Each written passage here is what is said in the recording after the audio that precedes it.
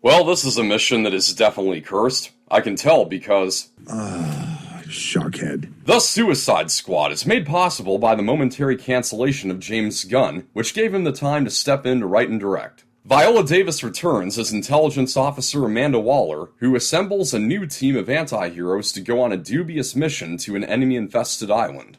Among this cast of supervillains is Margot Robbie making her third appearance as Harley Quinn, as well as Idris Elba as Bloodsport, John Cena as Peacemaker, and Sylvester Stallone as the voice of a humanoid shark called King Shark, who needs to be reminded that squad are friends, not food.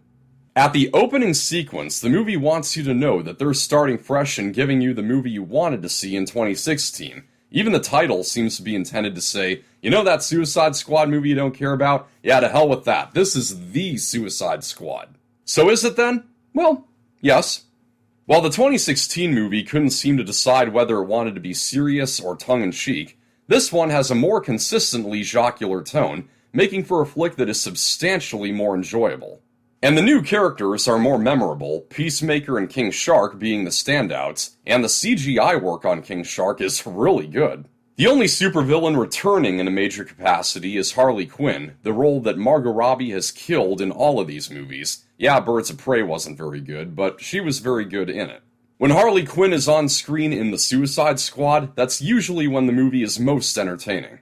There's another character known as Ratcatcher 2, a woman who has the ability to control rats. The closest thing to an emotional core this movie has is with her and her backstory involving her dad. It's just silly enough and touching enough to work in the movie's favor. And without giving anything away, it's very welcoming to see a movie that has the guts to speak the truth, that rats are not useless animals. Now, I'm generally not a fan of James Gunn's sense of humor, and I'm not just talking about his tweets from 10 years ago.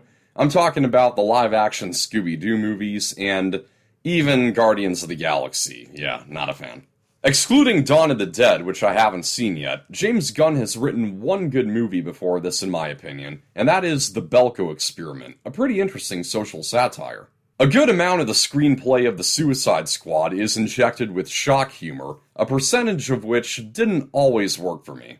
It's when it relies on the shock alone, like when the squad are shooting up this camp, and they open fire on a guy who just happens to have no pants or underwear on. As well as one or two moments of violence that are extravagantly graphic, like a part where a guy gets stabbed directly in the heart, and as it happens, it cuts to a shot of inside the guy's chest as his heart is getting sliced into. At which point I was like, sheesh, could have gone without that. However, where the humor does hit its mark is when there's more to it than just the shock, like when it's more situational. One such instance is when Harley Quinn shoots someone, and he's just bleeding out dying, and all the while Harley is having this conversation with herself, but she's speaking as though she's having it with him, in a way that she's still practically oblivious to the fact that he can't respond. It's a good 2/3 of the time when the humor is more clever like that.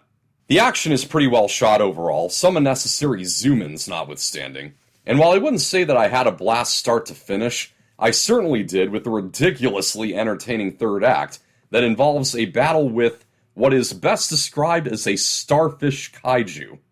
So The Suicide Squad is an energetic improvement over the 2016 film. It may be mostly style over substance, and it's not something I'd be very quick to watch a second time, but it is worth watching at least once for the ridiculous fun time it is. Scoring on the Factor Facts, I'm going to give The Suicide Squad a 65%. That's a wrap, thank you for watching, I hope you found this review helpful. Like and share, subscribe for more. This is Pop Culture, I'm Alex Pop.